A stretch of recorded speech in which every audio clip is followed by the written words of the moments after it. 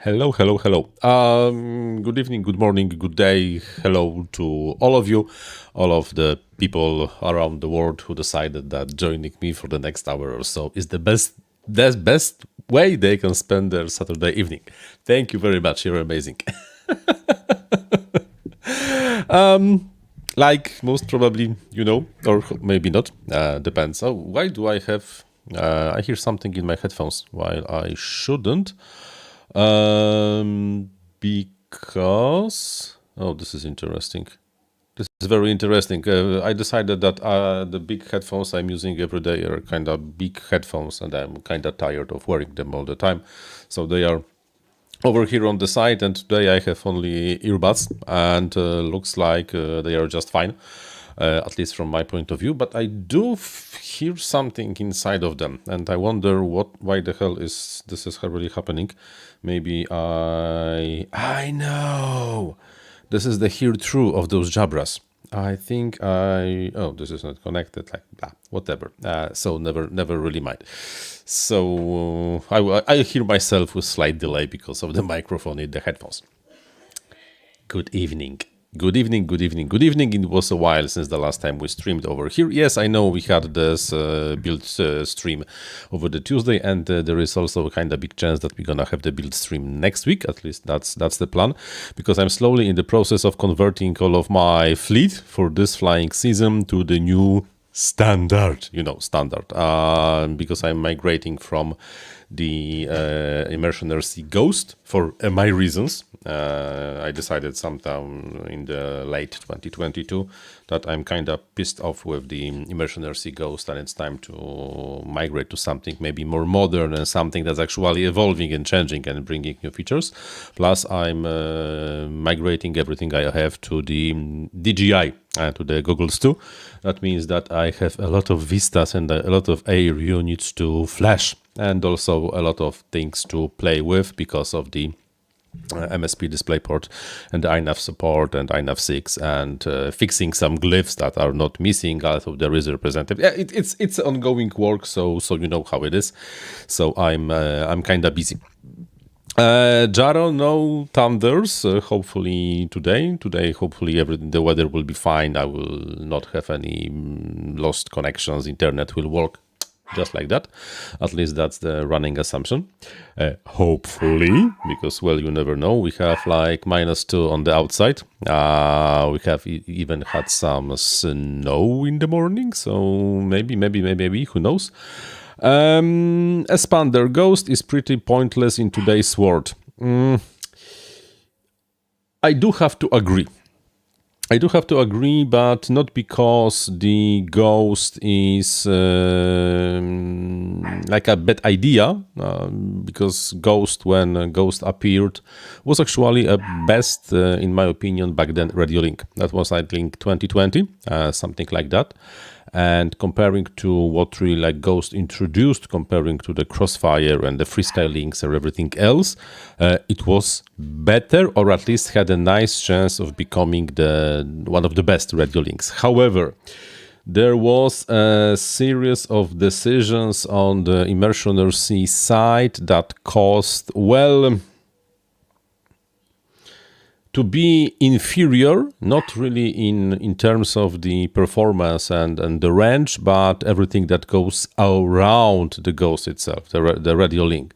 Like, it took so much time before they introduced any kind of the telemetry. Then when they introduced some telemetry, it was only like super basic telemetry. I was really like trying to convince the Tony Cake to come on, GPS, come on, GPS telemetry. Yeah, it will happen. Yeah, sure, we are working on it. And like one more time, took them half a year to introduce like 2 frames that are sending the GPS coordinates. Like, oh, come on. And then basically nothing. And because the competition mainly in the form of the Express LRS were not really sleeping, they kind of overtook everything else. However, I still do think that in many aspects the Ghost is much better than Express LRS. The simplicity of configuration, simplicity of use, and simplicity of flashing new versions of the firmware is just mega superior to Express LRS. I'm right now going through the process of flashing Express LRS modules. Oh, fuck! Oh, you get the new module. You have to like connect to Wi-Fi, connect Wi-Fi here, Wi-Fi there. Everybody says that this is better. That no, this is absolutely not better. How really like the dog is hungry and my family is ignoring the hungry dog. Wait a minute. So yeah, the dog was hungry. I had to feed the dog. So talking about the Ghost. The simplicity of use of Ghost is just such a nice thing. You just like connect, flashing goes automatically, blinds are like super simple. And I really wish that like Express LRS was that simple you used to use. Because even you get the new version of the receiver and you have to flash independently every single one of the receivers. Bind, connect, go to the web page of this thing, upload the firmware, go further, go back, one more time. At least irritating. But that's the situation, and but like I said, in many ways, the Ghost just like stopped, while Express LRS continued to basically move forward. So that's the situation. Dan, some time ago I watched my Swordfish video. I kinda like that plane. What's your currently favorite flying wing? The thing is that since I was not flying since beginning of the December. That's the situation. And back then, the Swordfish was my favorite, aka the only one flying wing, because it was the only flying wing, fixed wing I have. Not counting something like Super, I'm not really flying. So I still have to say that I like it very much. However, I was not really flying this since like almost 2 months because of I was sick for a few weeks. The weather is abysmal. Weather continues to be absolutely 100% abysmal over here. Today we had some sun and I was really like, whoa, sun, this yellow bulb in the sky is really like sun. Tomorrow it's supposed not to be raining, so there is a pretty good chance that tomorrow I will charge some lipos and go flying. Yes, it will be chilly because it will be like -3, -5 below zero, but at least it will not be raining, which is like wow. Expander, the dog is downstairs, currently eating because I was the only one who remembered to feed the dog. And I was not the one who wanted to have the dog, but that's the what's the unfixed wing? Unfixed wing would be most probably every single one of the drones. Yeah, so that's more or less the situation. Expander usually flashes Express LRS stuff through the phone. Yeah, I know, but you have to like connect to this Wi-Fi every single. No. If you never really like used Ghost, you don't know how simple the process can be. Because with the Ghost, the only thing that you actually had to flash is you had to upload the firmware to the transmitter. And then everything was taken over the air from the transmitter itself. The receiver was asking, would you like to flash it? Yes, I would like to flash it. And the flashing was happening automatically. Super convenient, super simple, super nice process without absolutely any problems.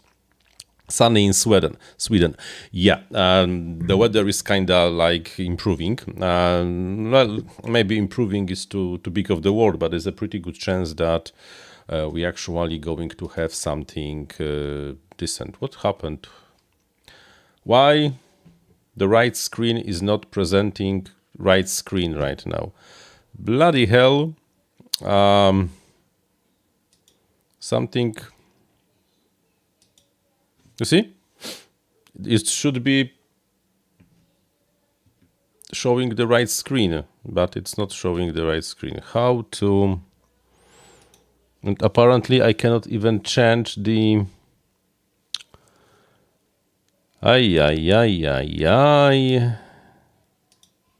Select screen source. It's not working. Screen right. So properties. Okay, now, can you see the screen? Yes, you can see the screen. Amazing, fantastic. So, windy.com. Let's see what's the prediction for tomorrow.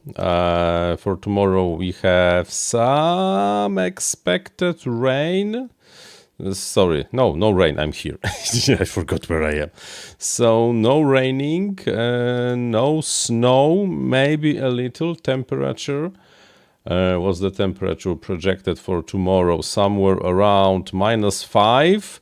Clouds? Any clouds? Any clouds? Where are clouds? Clouds? No clouds even tomorrow. No, clouds, some clouds, but still better than nothing. So there is a pretty good chance that I will be finally flying after almost 2 months of the break. That's amazing. On the other hand, I have a lot of stuff to fly because I'm like in the process of converting my fleet. I finished the most advanced currently build I have. I think we're gonna talk about this in a moment. This is the quad I was working on during the Tuesday evening stream, when we kind of failed even to flash the air unit. that was super irritating, but we went somewhere, and maybe this is not confirmed because I'm working on something. Look at this beauty. Look at this cutie beauty. It's a flying wing. It's a flying wing, super small FPV analog, yeah, but it's maybe I will have some better VTX to slightly improve it. I have to convert this thing to the Express LRS.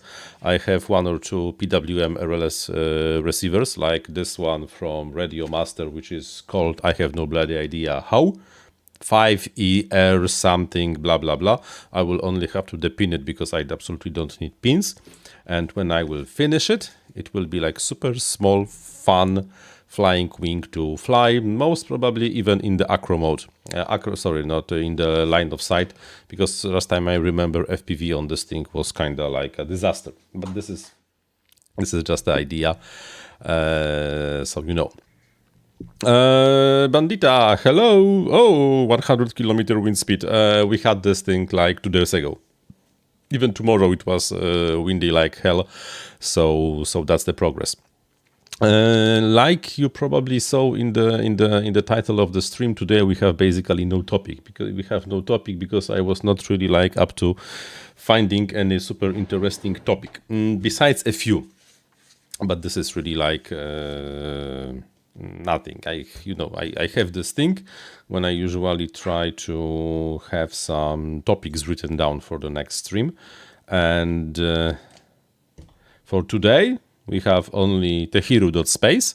We're gonna talk about tehiro.space because this is something interesting. This is a startup. Maybe we can talk about tehiro.space even right now. Tehiro.space. So,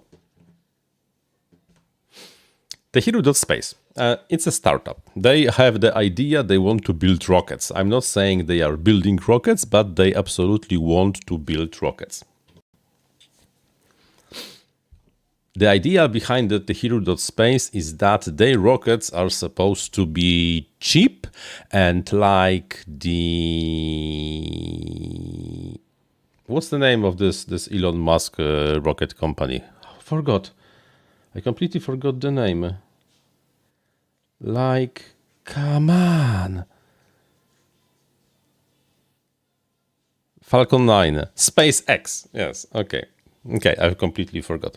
So the idea behind the tehiro is that they want to be even cheaper and in some ways much more advanced than the SpaceX, but with a twist. Because the idea behind the tehiro is that they want to provide a cheap way to deliver light cargo to the low Earth orbit, not somewhere very like far away into the cosmos, because that would be too much. But low Earth orbit, small satellites, something that there is probably some market to, but is not really something that the bigger companies can do it.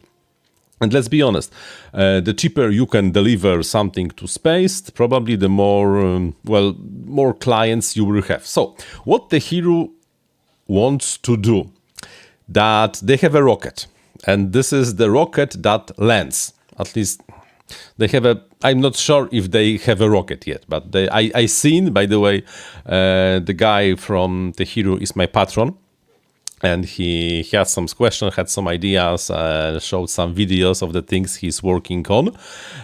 Super interesting stuff, by the way, including some model rockets at home, like with the pivoting engine and fancy stuff like that. But their idea is that it will be launched from air, and this is, by the way, a huge savior because you already you are slightly higher and you are already traveling, so you do not have that much of the energy requirements.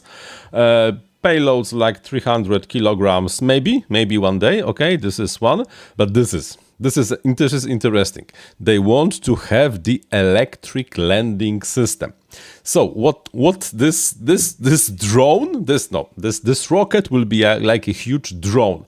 What SpaceX is doing, they are landing using the standard rocket motors they have on board. They are, of course, gimbal mounted. They can move. They have the way to adjust the thrust on the motors. They bring them down, deploy some aerodynamic braking / steering, launch the motor, pivot the motor down, and in the touches in the place they want to recover the rocket.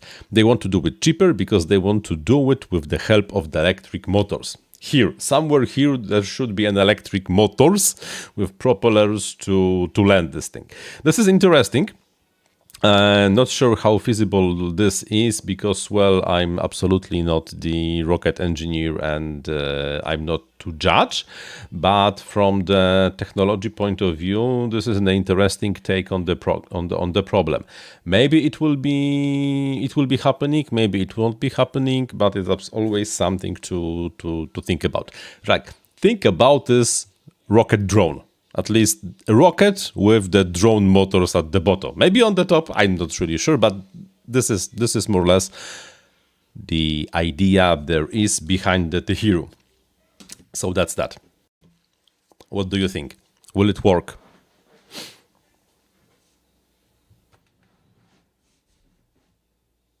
Bandita, you would like to change the color of the LEDs during the flight? INAV 6. With INAV 6, you can attach the colors to the one of the channels on your radio, and you basically can change the colors of the LEDs during the flight. The configurator 6 and the INAV 6 firmware have support for it, so please take a look at it.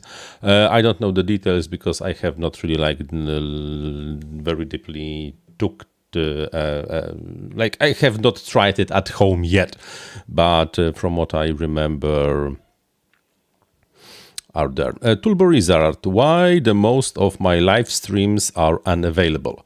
What do you mean unavailable? I unpublished the live streams from far long time ago. Why? There are a couple of reasons, and one of the reasons is that I'm experimenting with the sundowning, like killing the videos that are not giving me any traffic and are somewhere far past something. So that's that. Also, some of the older live streams from the technical point of view was not really up to my today's standard, because now I have a standard. I'm a professional. Let me show you something. It will be amazing.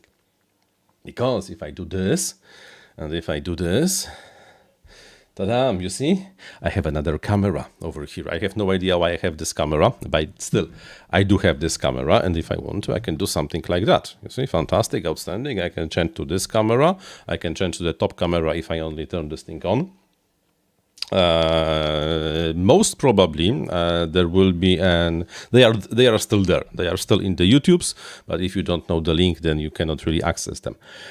Most probably my old live streams will be available to YouTube channel members as one of the ways of encouraging people of becoming my YouTube channel members. Well, let's be honest, it's kind of like the business. If those guys want to support me with the monthly donation, even few bucks, then I have to give something back to them. Right now, what I'm doing, there is the full list of the privileges that every level of the of my channel members are giving, and like access to those stuff will be one of the elements to convince people that maybe it's idea. By the way, if you like one of the levels have early access to the videos.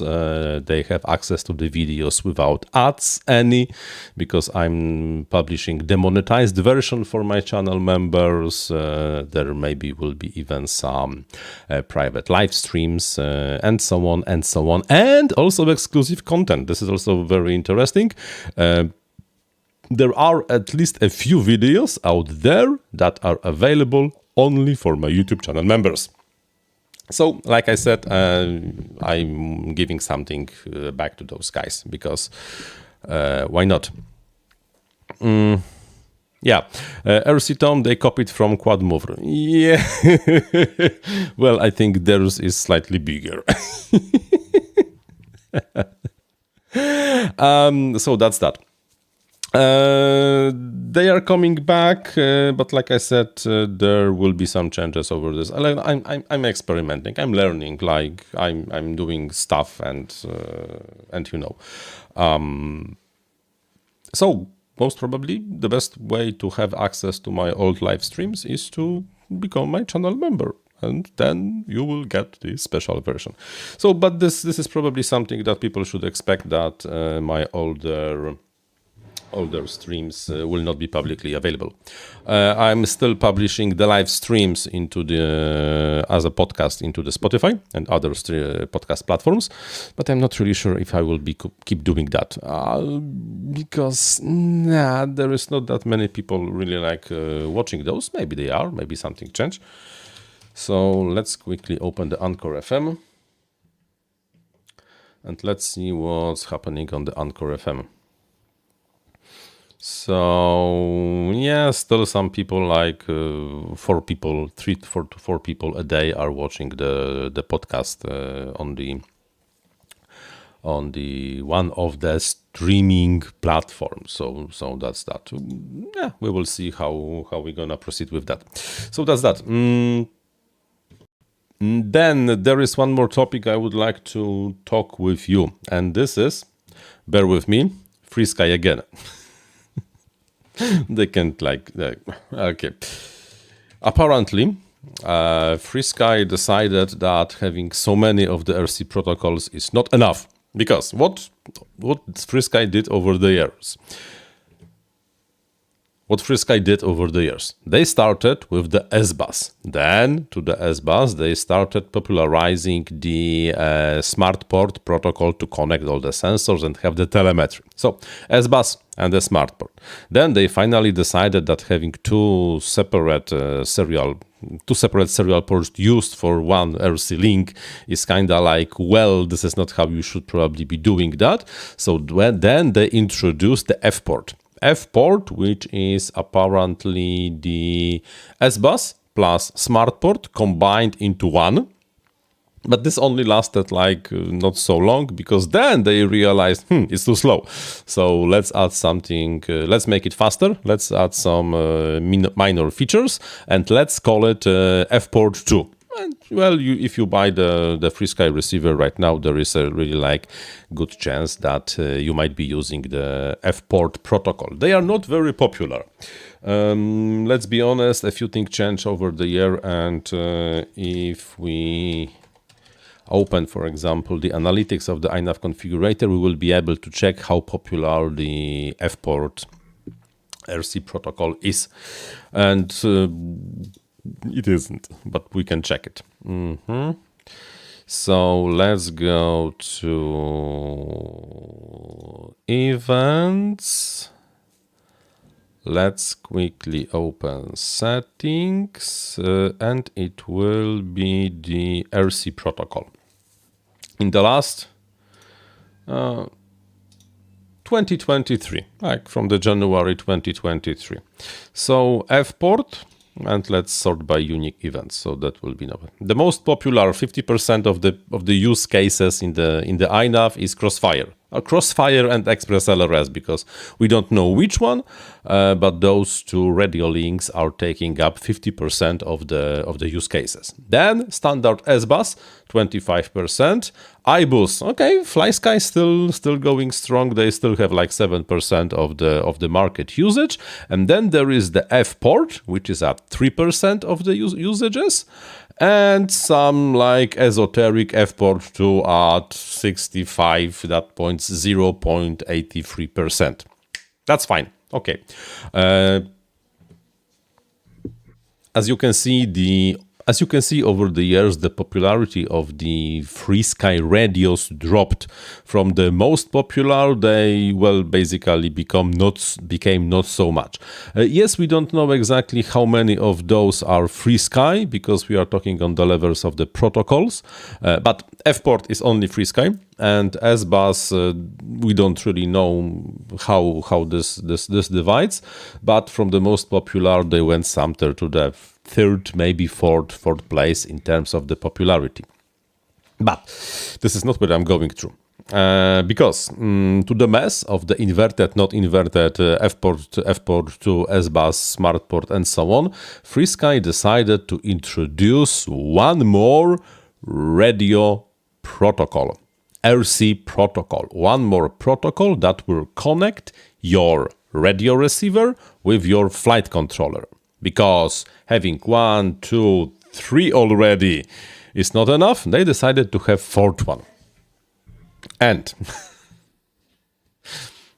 guess how it's called? FBUS. FrSky bus. Okay, let's call it a FrSky bus. But here we go to the most interesting thing of what differs the FBUS from F-port 2. Guess. What's most probably the only practical difference between the F-port 2 and the FBUS? I'll wait. Serial port speed. Apparently, the serial port speed is the only practical difference between the F-port 2 and FBUS. They increased it to something that Crossfire offers for 100,000 bots and changed the name. And that's all. Okay, why not? Let's continue the mess with the FrSky even more, because it's not complicated enough yet. It's almost as complicated as the number of applications you have to use with your DJI Goggles 2 and Air Units 03. That was what we had before was apparently too simple, and DJI decided to complicate it a notch, and FrSky is going exactly the same route. Okay, why not? Okay, why not? So that's the public announcement of the situation with the FBUS. Well, let's call it like that. I'm not against that they are trying to have something new. Well, okay, why not? But when you really are trying to have something new, then come on, please give something new, and not only like increase the speed and of the serial port and give it a new name. Because guess what? Now, if, for example, Betaflight or INAV would like to support the FBUS, they have to implement the FBUS protocol, while the change is basically only the bot speed over the F-port 2. So, Dustin Wilson, I'm not jumping on the FBUS. Most probably nobody is really jumping on the FBUS, because the FrSky, I think, lost the race. That's the situation.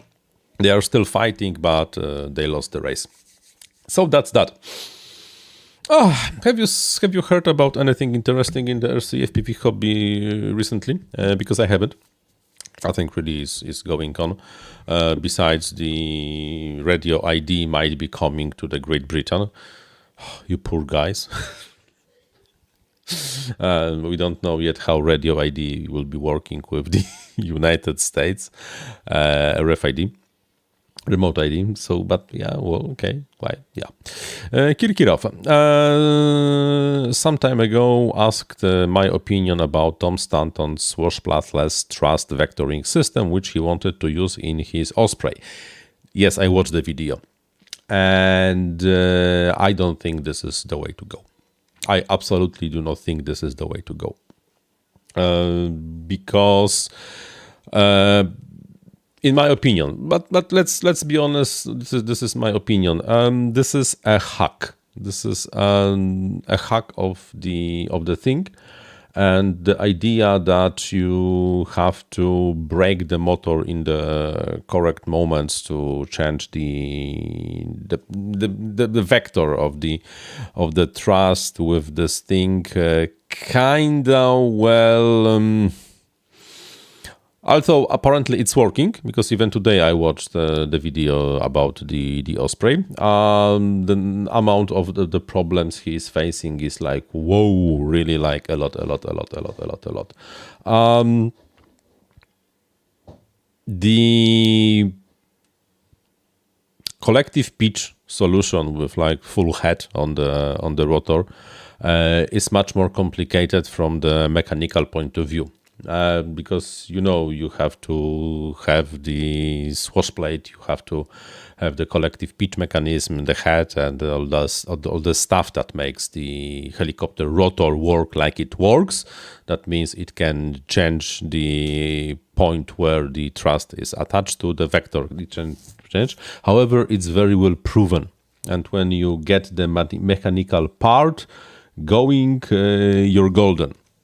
Apparently, what we have with the swashplateless solution that he's playing around, there is huge cost of that, and the cost is the motor braking that creates a jerk. And this system creates vibrations because it's working only thanks to the vibrations. Because what's happening when you're rotating, you want to change the thrust vector, because so one side is producing more, you have to brake the motor. You have to brake it, and when you brake it, you introduce the radioactive torque on the whole system, and this is felt like a jerk on everything. So it produces vibrations to control the thrust, and we don't like to have vibrations because then everything is vibrating.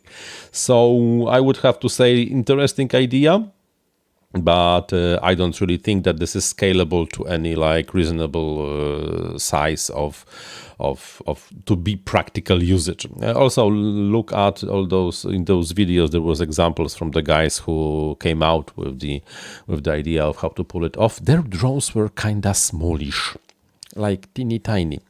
When Tom Stanton built something bigger, all those problems really like started to resurface. And you seen like the carbon pipe that was connecting everything. It was like bending every single way possible because this generates vibrations to control thrust, and this is not something that we like. Yeah. Complicated but proven. Yes, exactly. Collective pitch is complicated but proven, and yeah. So that's that. MS Pavel, I have DJI Goggles 2. What's the situation about firmware compatibility Vista and O3 binding every change system, hacking RF power? So everything works. No, I have goggles over here. You see, those are the Goggles 2. Honestly, I got them from DJI. I got them. This is the situation.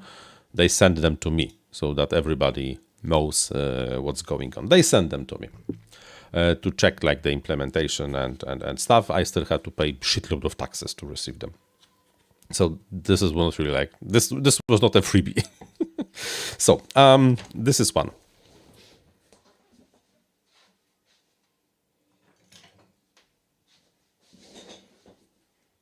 Here is the drone, my 3-incher, with as you can see, DJI, no, Cadix Vista over here.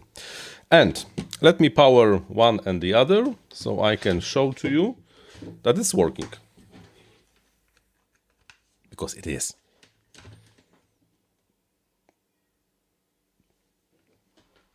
This is up. Let me get the battery.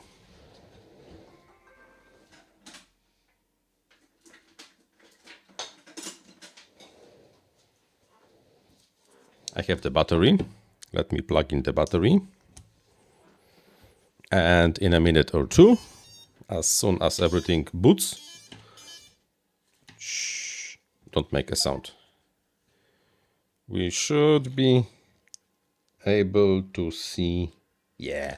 I wonder if you will be able to see anything on the screens.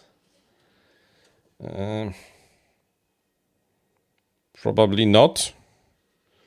Yeah, no, you will not be able to see anything on the screen, including the OSD. There is the OSD, no problem. The drone is flashed with INAV. There is the OSD, everything is working. I have the whole system hacked to the FCC mode, not EU. And this is working. You only have to upload the small file to the goggles, not to the air unit. And the same situation is with the bigger air units and the smaller vistas. Everything works. You have the vision, you have the OSD for Betaflight, and you have the OSD for INAV. Everything is working. However, there is indeed a catch, and the catch is that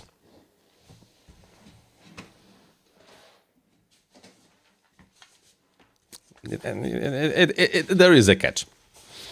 Like, I have those, and I have those. You cannot use them both. That means to add the compatibility to make everything works with the goggles too, you have to flash the goggles and the air unit and the Vista with the latest firmware. That basically unblocks every functions and make this work. However, if you do it, those air units and Vistas will stop working with the DJI FPV Goggles 1 and 2. They will no longer work. You can downgrade the firmware on the Vista and air unit to make them work again with the DJI FPV Goggles V1 and V2, but then they are no longer working with this thing. So to switch between these two generations of the goggle, you kind of basically have to play with the firmwares you have on the air units or the Vista. Kind of irritating. So you cannot use both. It's a bummer, I would have to say, and it's a quite irritating bummer. There is also the thing with the WTF OS. Well, if you flash the latest firmware, you have no WTF OS, unfortunately. But if you had the WTF OS previously on your air units, you can uninstall the WTF OS and flash the latest firmware one more time, so you can have this compatibility with the goggles too. You are not really losing anything, but you cannot switch. And right now, when you have the latest firmware, you cannot use this thing with the WTF OS. And I think that's the whole situation with the compatibility on that. OSD is working with Betaflight 4.3, OSD is working with ArduPilot, and OSD is working with INAV 6. You only have to switch to the MSP display port, and it's there, absolutely no problem. So that's that. What else? What else? Have I satisfied your question? Have I satisfied your need for knowledge by answering this question? I think so. Now, Nikita Melkozerov, with the new HDZero goggles released, how would you rank the currently available FPV video systems? And the thing is that I don't think that really much changed, because it's those goggles By the way, I got no samples. Those goggles are helping the HDZero. This is just that. Excuse me, Pedro Tome. You mean the goggles 2 with Vistas and O3 simultaneously? Yes, you have to only, like in the configuration in the OSD of the goggles, choose the option either to go with Vistas or with O3. That is like, it takes like 30 seconds, so it's not really a problem. You have to change the configuration, but nothing about that. So not really simultaneously, but you do not have to flash any firmware to anything. So that's a good. What another problem with the DJI? They named too many stuff goggles. Goggles V2, FPV goggles, DJI FPV goggles V2, or DJI Goggles 2, because they are two different things.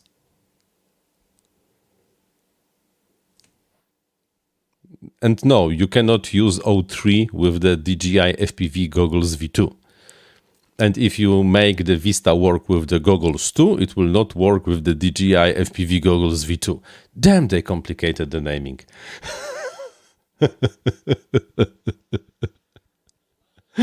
Oh man, but no, let's go back to the... No... Simultaneously...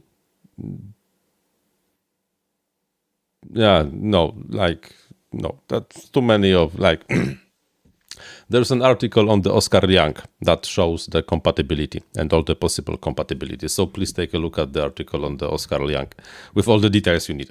Let's go back to the topic from Nikita about the HDZero, how the appearance of the HDZero goggles changed, my personal take on what's really going on. And I don't think that really does changed a lot. Yes, it seems like the HDZero goggles are the premium goggles. Looks like they are the best analog. No, this is like, looks like they are the best analog goggles with the built-in, I think that's the correct way to say it.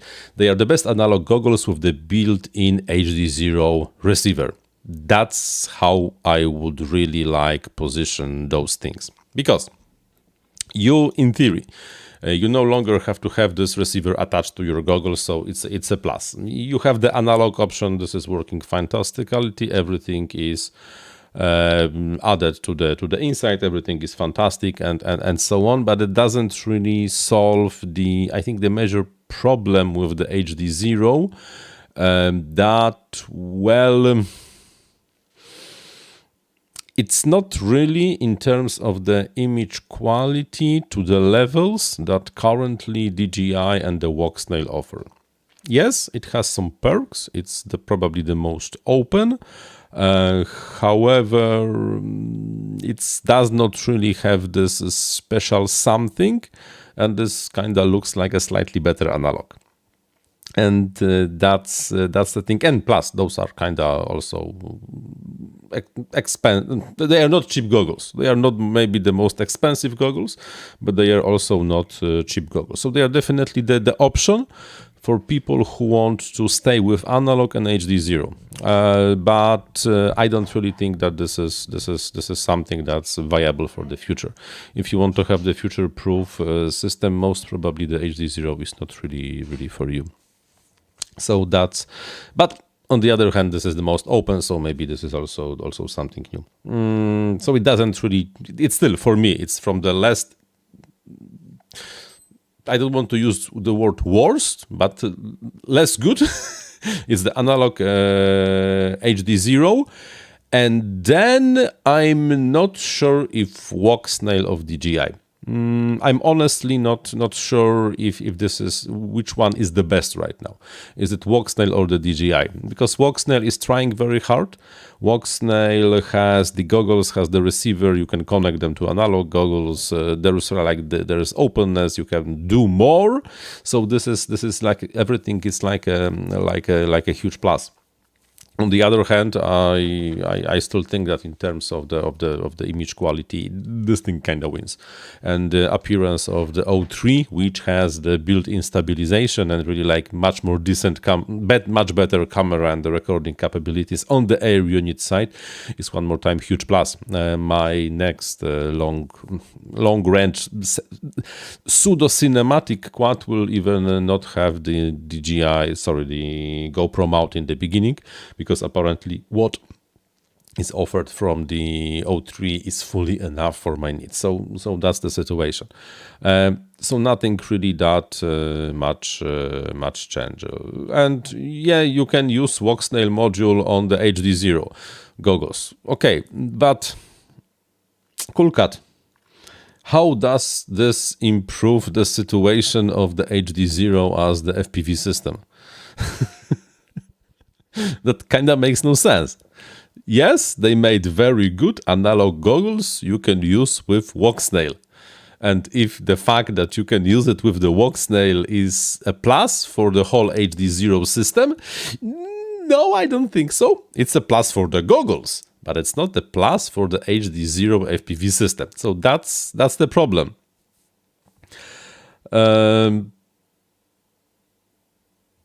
Turbo Lizard, what do I think? Is it possible to implement the swashplateless system without using magnetic encoder? No. No, this is not possible, because for the swashplateless braking to change the force vector, you have to very precisely know the position of the rotor. You just have to know it. Extremely precisely, and not in electrical phase position, which is theoretically available from the ESC itself, because ESC more or less knows where magnets comparing to the phases are. But because we have 3 wires, but 12 coils, and that means that we have 4:1. Yes, we have 4:1 gear ratio on the standard motors themselves. If this thing, the electric motor, brushless electric motor, BLDC with the ESC, had only 3 coils inside, then the ESC would be able to more or less know what's the position, relative position of the magnets comparing to the coils, because it has to detect the zero crossing to know when to fire in. But it would not end if this side of the motor is pointing this way. It only knew that one of the magnets crossed one of the phases. Not really the same. But still, this thing has 12 coils. That means it has 4:1 gear ratio.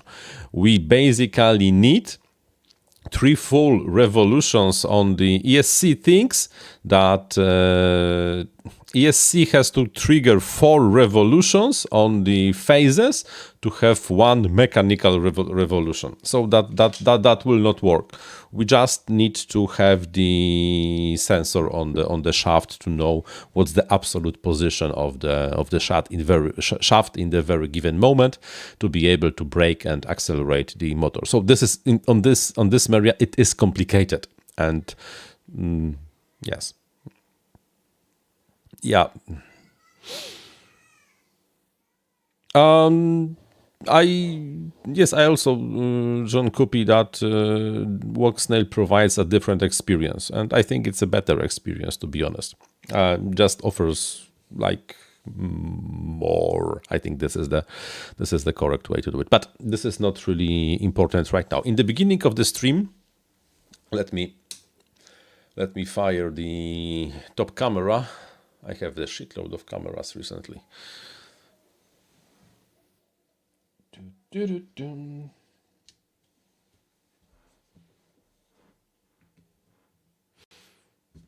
No signal.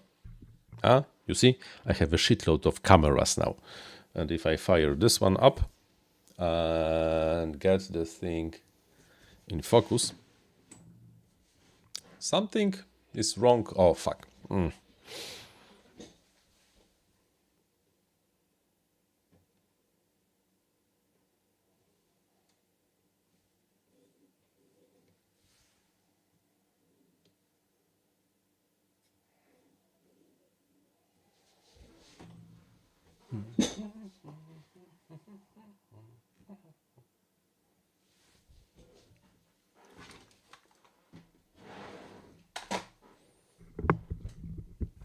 So, can we see this thing? Yes, I think we can see this thing.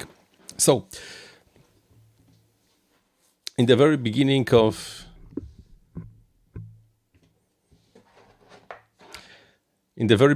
the stream, I think even before actually the stream started, there was a question on how to use this thing, how to use the VNA to measure your antennas.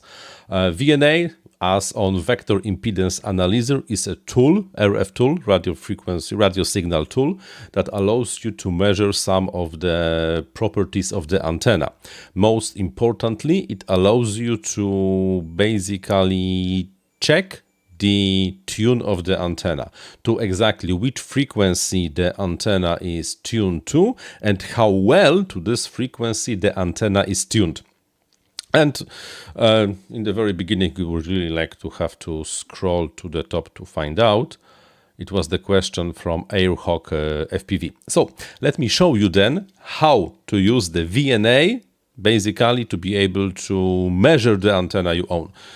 Assuming, of course, the VNA will turn on, because I don't remember when was the last time I turned this thing on. Oh, it turned on. So this is the situation. And I also was not really like using this thing for a very long time. So my VNA has two main screens. This is the screen, entry screen, which allows you to check the tune of the antenna to a given frequency. In the top, you just set the frequency. In the top line, you set the frequency of the antenna you want to check.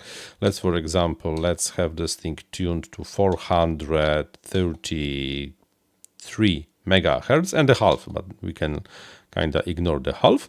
And then we will see the data from which the most important are the VSWR, which is the voltage standing wave ratio. This is information how much of the energy emitted to the antenna will be really emitted, how much of the energy put into antenna will be really emitted to the outside, how much of this will be reflected back, and also the impedance in ohms, which right now is 14. However, bear in mind that there is nothing attached to the port of the VNA, so we are not really measuring anything really super useful. And also the S11. S11 is, by the way, very important thing, but we will not be talking about S11 today at all. So now to measure something, we have to have the antenna. So let me find the antenna.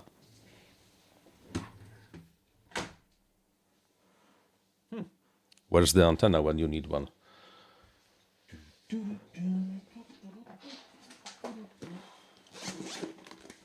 Okay. So this won't work. This won't work. Okay, I have the antenna. I will quite honestly tell you I have no bloody idea to which frequency this antenna is tuned. No idea. I don't even absolutely remember what this antenna was used for. So the way this thing works, you screw the antenna in, try to keep the antenna far away from anything, or any source of any metal, any conductive elements, and then you should find the frequency you want to check. Like for example, let's check if this 866 megahertz. How well for the 866 megahertz this antenna is tuned in. We see that the impedance is 56 ohm, the VWS-R is 1.3, which most probably is the indication that this is 800 megahertz antenna indeed. But this view we have over here is not really that much useful, because this view only gives us the information for one of the frequencies we enter. But if I go to this view, we can start having much more interesting things, because we will be able to see the graph.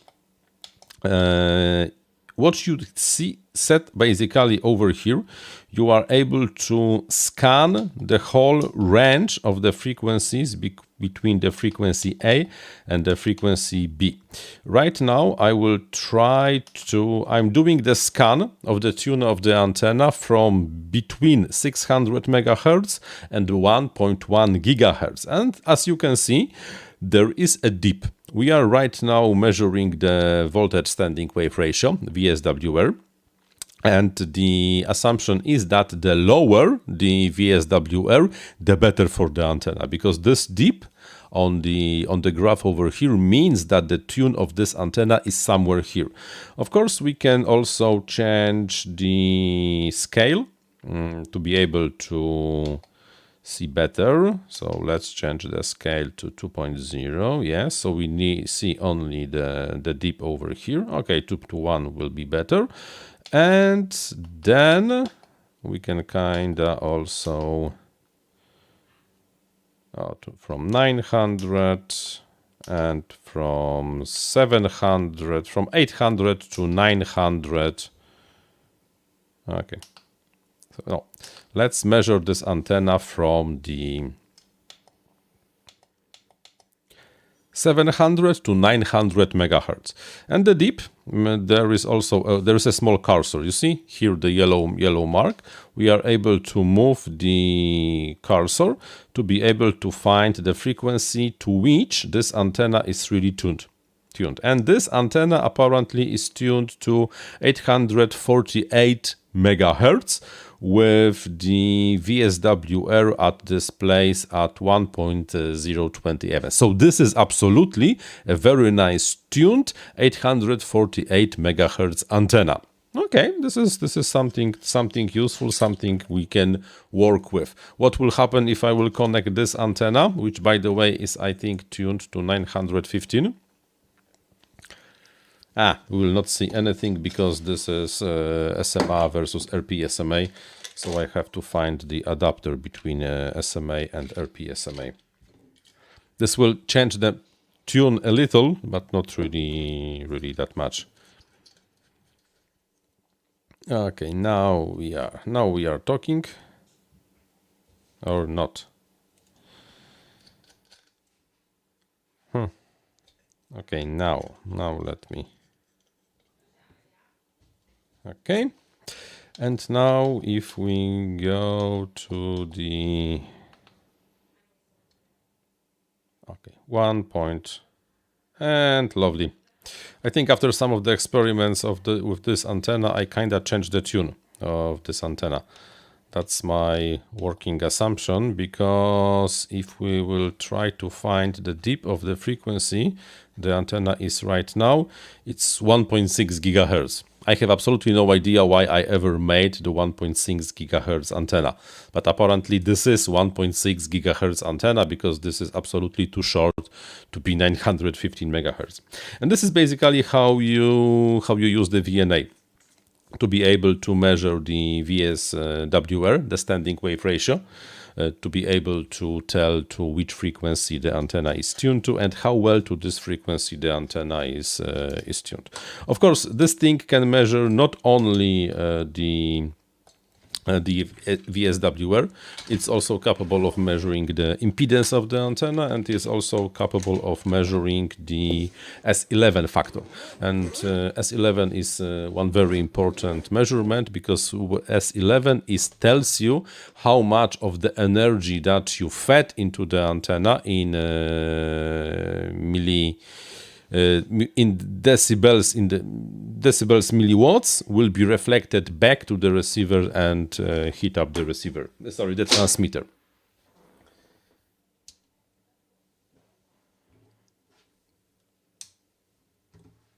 So that's that. That's how you are. So that's that. That's how you are supposed to use the VSWR meter. Like always. Thank you very much for watching. Here's the next video you should watch. In the meantime, I'm Paweł Spychalski. Thank you very much for watching, and like always, happy flying. I might use this part as the video on my channel, because why not? Jan FPV, how do I make the parabolic 5.8 GHz patch antenna? No bloody idea, man. I'm not that much of the antenna expert. I mean, I know something about antennas, but I don't know that much of the antennas, and most probably you really should find a dedicated tutorial that will explain it. However, there is a problem with those high frequency antennas. The precision required to basically make that much of the high frequency antenna is incredible. We are talking about parts of the millimeters. For example, for me, this is too much of the required precision to be able to pull it off, and I just ignore it. Like, okay, no, I'm buying. I'm buying. Also, it's not that easy to find the VNA that is capable of going that high with the frequencies, because it's, one more time, it's not really that obvious. And for example, the unit I have goes only up to 2.5 gigahertz. Yes, you can buy something newer, but I'm not really spending money.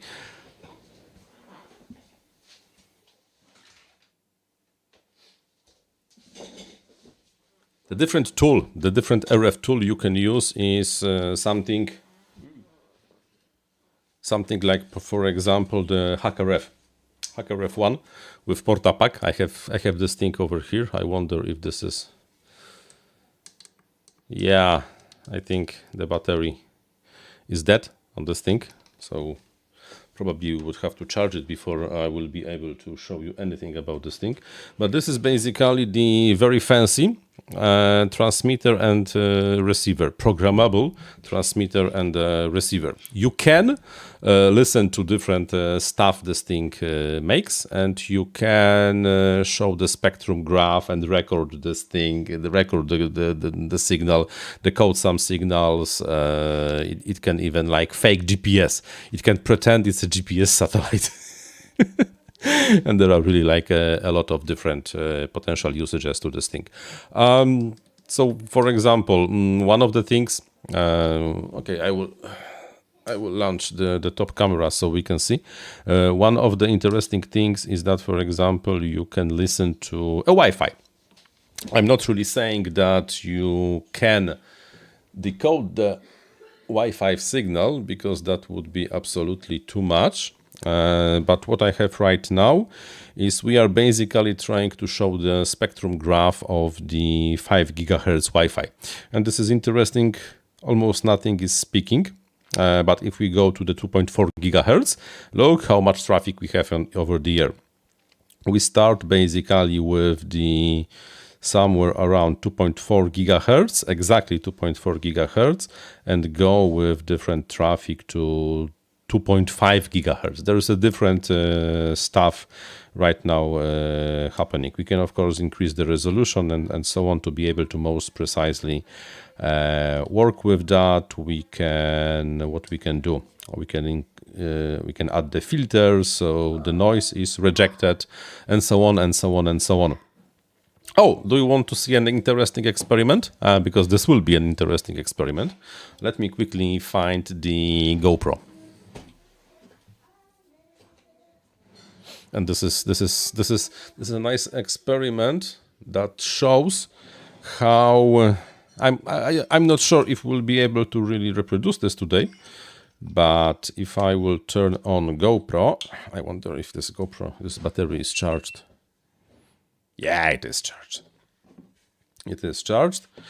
So, and if we will go to the slightly lower frequency, okay, let's start with 700 megahertz and let's go to 1.8 and let's start from 800. So now we see what's happening in the radio. Update. No, I don't want to. I don't want to. Oh, yeah. So we have 2. This is today is the 4th or the 3rd? The 4th, 2023. Okay, and the time is, I was not really using this GoPro for a very long time. And time, bloody hell, right? Okay, 24 hours.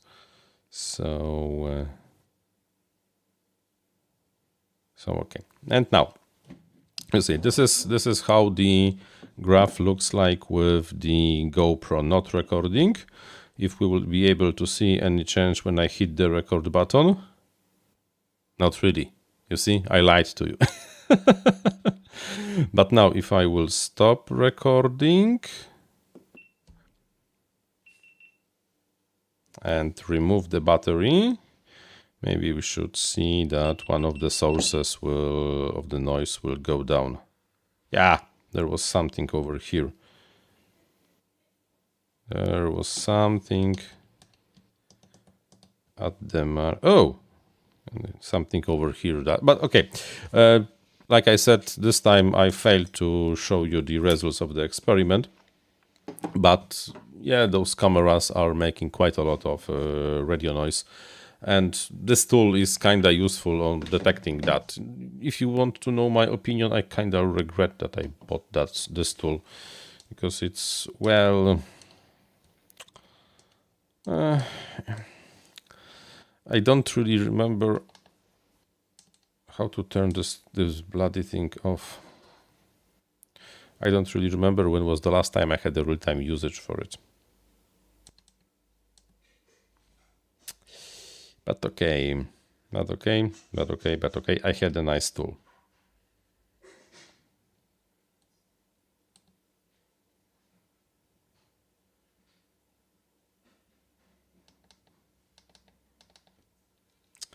And now I cannot turn this thing off. I always forget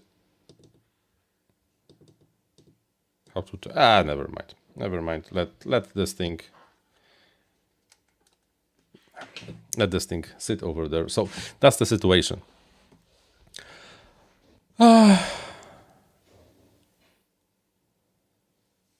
Okay, Olra, you tried to use the rangefinder and INAV 6, but no success. Does INAV support it or doesn't anymore?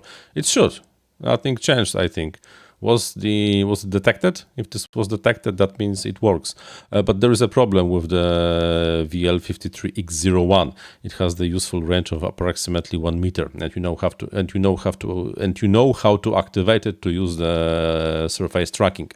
So you have to first enable the surface mode with the switch and only then enable the position hold while being approximately 1 meter above the ground, less than 1 meter above the ground. Then it most probably work absolutely to problem. MS, on dual motor planes like Swordfish, do you think it's important to set differential thrust on motors? No. It gives nothing. It gives almost basically nothing. So we can just absolutely ignore the differential thrust. There is just not enough of the difference on the torque on the two motors to have any practical yaw control. So no, you can just forget that this thing even exists. It doesn't make sense. But let me show you my latest thing.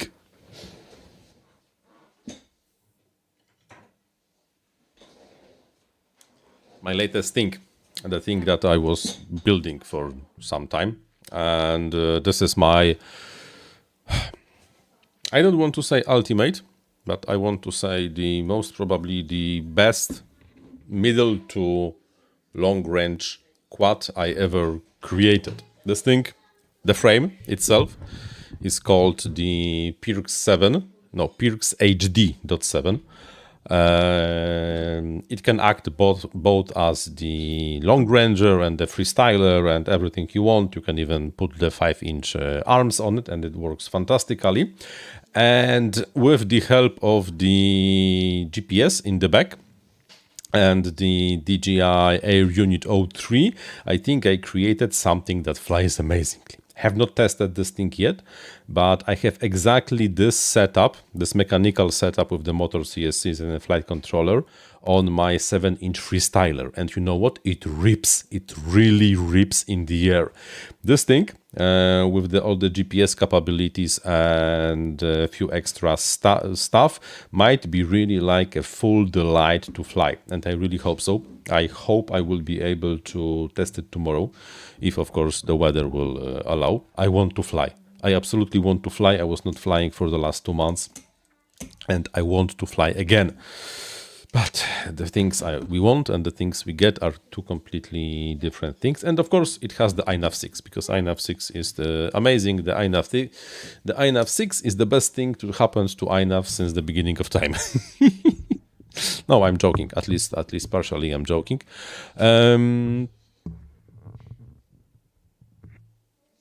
Robert Rosser, where can we get the 3D print files? I think the links are somewhere, but bear in mind they kind of fit only this frame. This is really like specially designed for this frame. On the Armatan production, when you can order this frame, there should be links to all the mounts. So that's that. And I doubt the prints will fit any other frame, to be honest. But that's a completely different story. But Armatan production, look for the Pirx HD frame. You should be able to find this design over there. So that's that. INAV 6.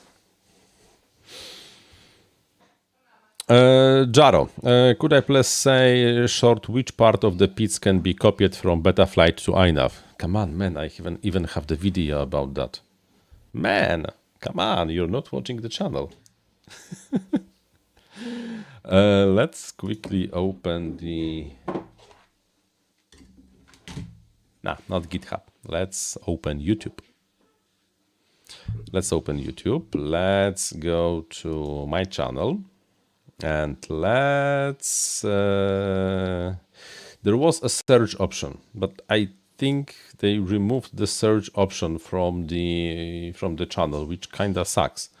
But if you scroll down, like I'm scrolling, we should be able to see this video. PID gains to INAV. And this video, recorded somewhere in the summer when it was still kind of warmish, will tell you exactly of what you can copy and what you cannot copy between the Betaflight and INAV.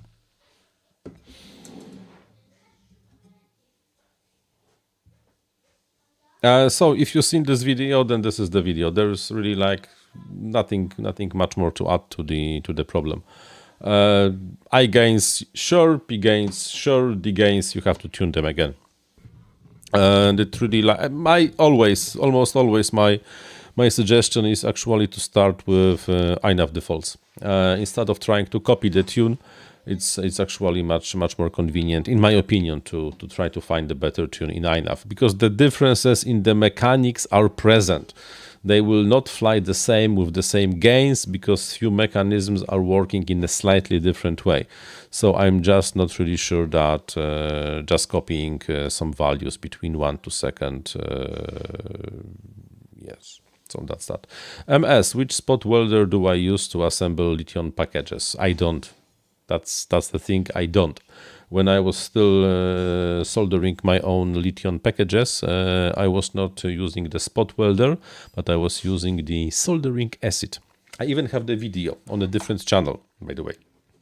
I have multiple channels. If you find in the how to solder 18650 PS after hours, yes, there will be this video. Bonjour, mon ami. Today, let's continue on the topic of... That's a very old video. I think I recorded this video in 2018, but then it was traveling between different channels. This shows you... Oh, this video shows you how exactly I'm assembling the packages. And it's not with spot welder, it's just with the soldering acid. Works like a charm. The pack that I showed when I was soldering those things, I still have it, and all the connections are still working. So that, and I'm not sure how this looks like on your parts of the world, but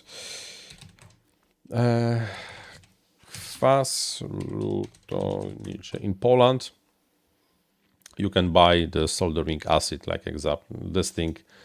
You need the soldering acid to solder the nickel plated surfaces, like 35 millimeters from the AG kwas, whatever, in Poland costs like 7 zloty, which is like $1.50.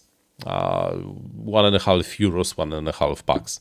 So it's cheap and it's really like for almost forever. And you really do not need anything else, especially you do not really need an expensive spot welder because this thing works as fine. The process. Let's just quickly watch this video because most of my viewers are from the Americas. So okay, let me try with soldering. What's happening when you just try to solder? It's not working. Or something yourself. But with the soldering acid, you see, you apply some soldering acid on the nickel-plated surface. Not much. On the surface, you're gonna be soldering. Soldering tip, 450 degrees, because you really want hot tip. And then look what happens. Beautiful. Done. Beautiful, beautiful.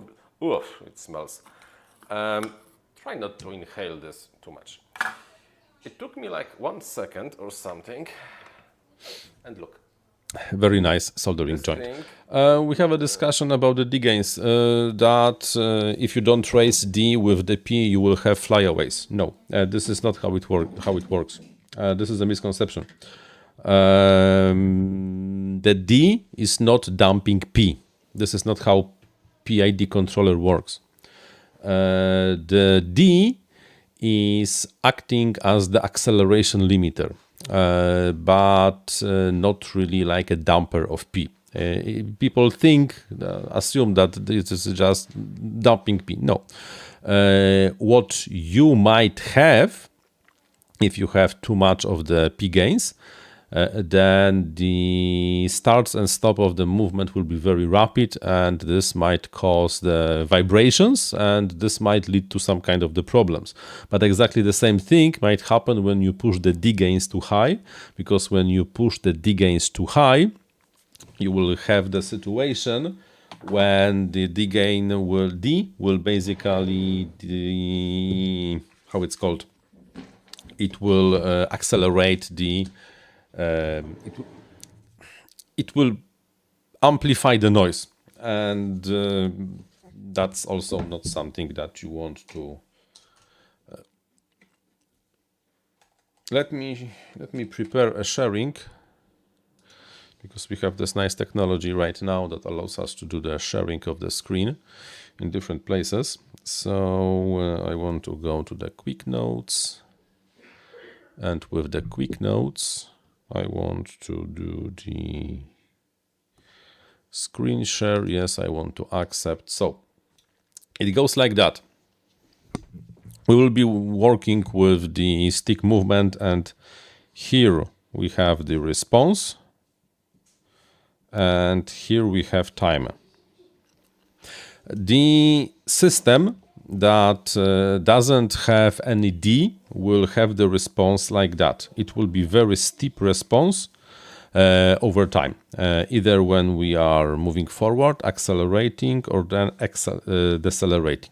Because this is how the P component is working. It's just multiplying the error by the current value. And the transition between the start of the maneuver and the end of the maneuver over here will be very rapid. More than that, because of the inertia of the system, the real situation will look rather like that. We're gonna have the overshoots over here, and then we also gonna have the overshoots over here, because the P is not aware that we are slowly reaching the target and it's time to decelerate slightly, and because there's still error, so we are trying to conquer the error. And this is just, you make a movement with the stick, and you have this bounce back at the fast bounce back at the very end of the maneuver. This is the situation when you do not have enough of the D gains, because what the D gain will give you is that the D gain will smoothen the beginning of the maneuver. It will not be that rapid like we have over here, but it will be smoother, and also it will smooth the end of the maneuver. Yes, there might be some of the overshoot and the bounce back, but it will be much smaller in the case when we do not have enough of the D. This is because the D gain is capable of working with the acceleration. It can detect that something is happening to the acceleration and smoother the response slightly. So there's always over here. This will look slightly better, and the overshoot will be slightly slower. This is why we need the D gain, to try to keep the acceleration at 0, because we do not like the acceleration. Of course, everything depends how everything is tuned and what we are really trying to achieve and how we are trying to achieve. But it's not that the D gain is the savior of the flyaway, because this is not really the situation. The flyaway, how we know it, is really caused by the state when the system goes into unstable mode, when there is just too much of the overshoot, and the overshoot response is high enough so that the overshoot can continue only because of the overshoot, and you go into this very fast wobble, and as the result you go into the flyaway mode. So that daft. In INAV, the D gains are kind of relatively low. Because of the noise on the gyro and so on and so on. You can, all my drones, but my drones are usually have the nice motors and nice propellers and nice arms and everything. I'm usually able to push the D gain to 30, 35, even maybe sometimes. But you just have to observe. Start with the defaults and increase by 4. Go from 23, go to 27. See what's gonna happen. If you will have some noise or not, then go to add another 4, and so on and so on and so on. And you can even do it before tuning your P gains, because we want to push the D gains as high as we are allowed to, without having too much of the noise fed back to the motors. So it's actually a good thing to start with the D gains.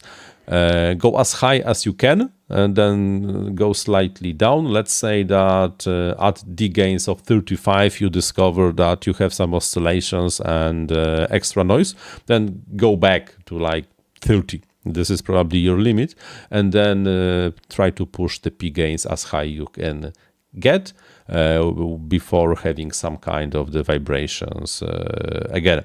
Steve E, thank you very much for $2. Yes, Uncle Pavel in the FPV University trying to explain what everything is.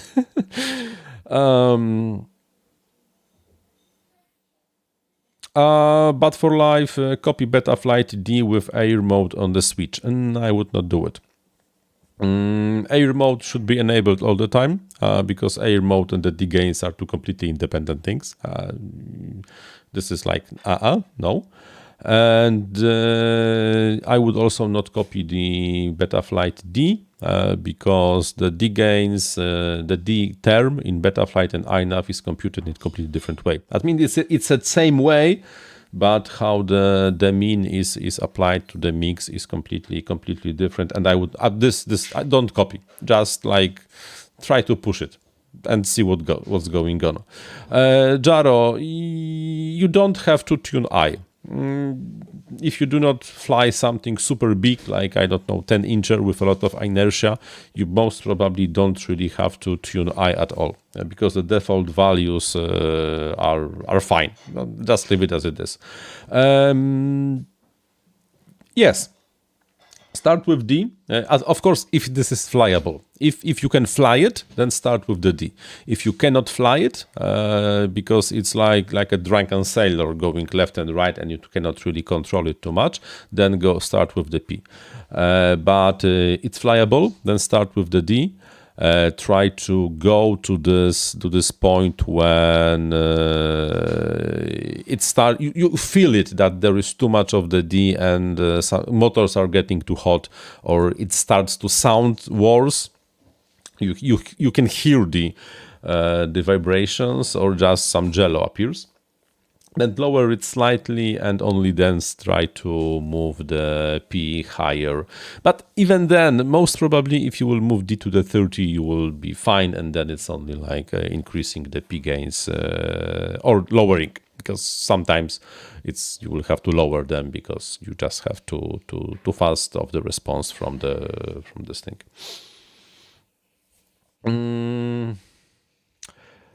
You have a lot. Feed forward is only for the stick movement. This is not feed forward is not doing any stabilization.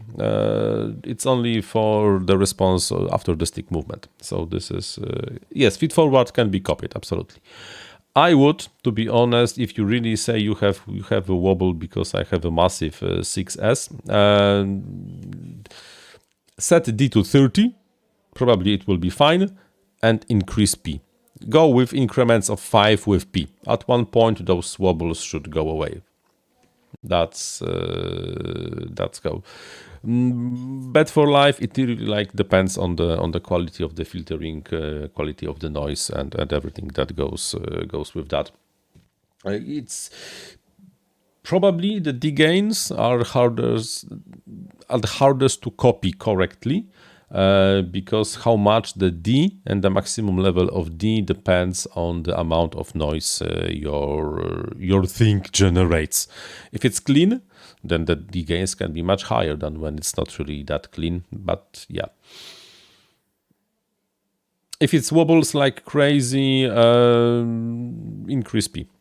Start with P. Ignore the D for the beginning because apparently it's not a flyable state. This is a heavy thing. Oh, if this is a heavy thing, then man, you probably will need a lot of P.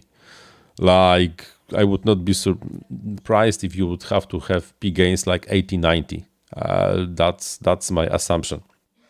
And this is fine, because with the P gains proportionally with the moment of the inertia. But for life, 70D will overheat the motors. This kind of the D gains will absolutely overheat the motors. I feel it. I feel it. This is 6-incher, heavy 6-incher. The motors are already probably at least warmish, but this is something that has to be tuned. And hard to guess on what's really like happening over there. Anyhow, I think we will be slowly finishing today's stream. Like I said, there was no agenda.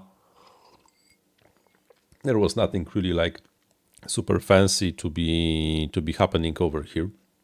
So we will be slowly ending this thing.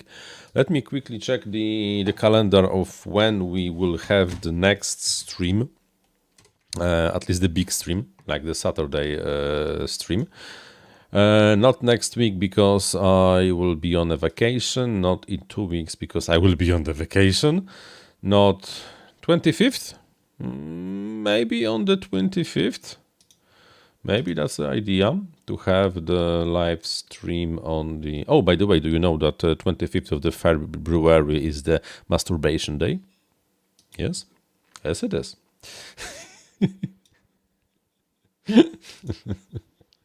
Yeah, you sometimes know stuff that maybe sometimes you wish you haven't.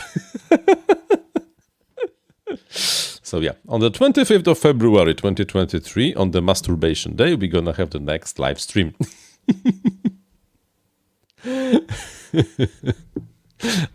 I will make it official topic for the stream.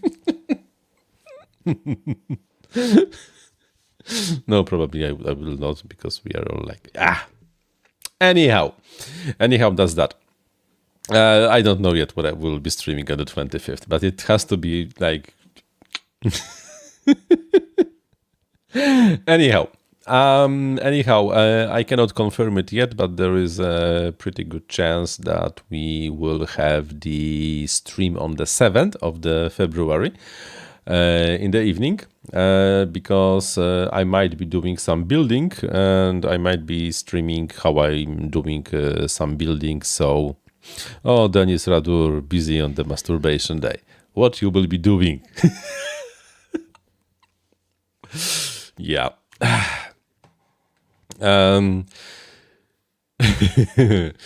MDG Bone, which one best FPV FC 2023? Depends what you want.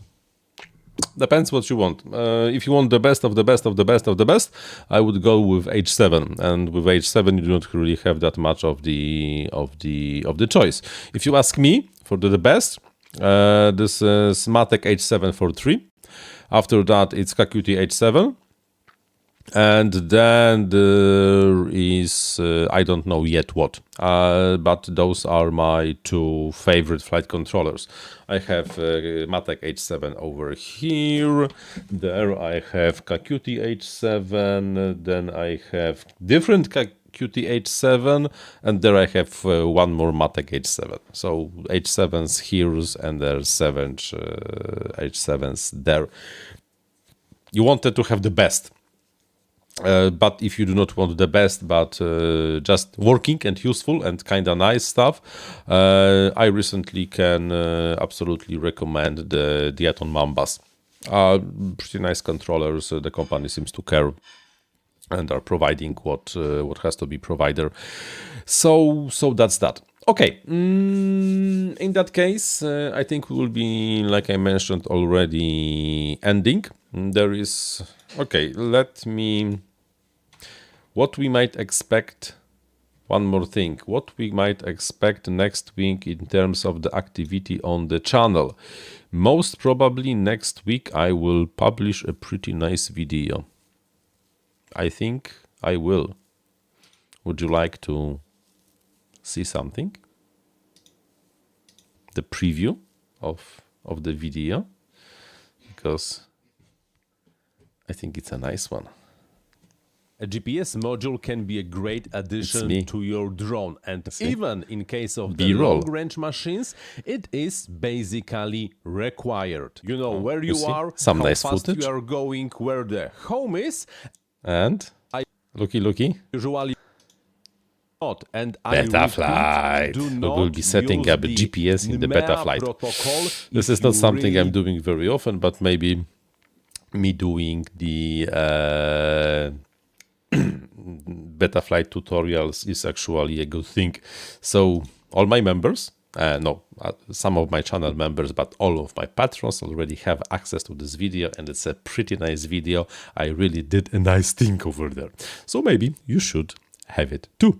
Anyhow, thank you very much for watching, guys and girls. Not sure if we have girls with us today, but either way, thank you very much. I have no idea why this Portapack is not turning off over here. Anyhow, and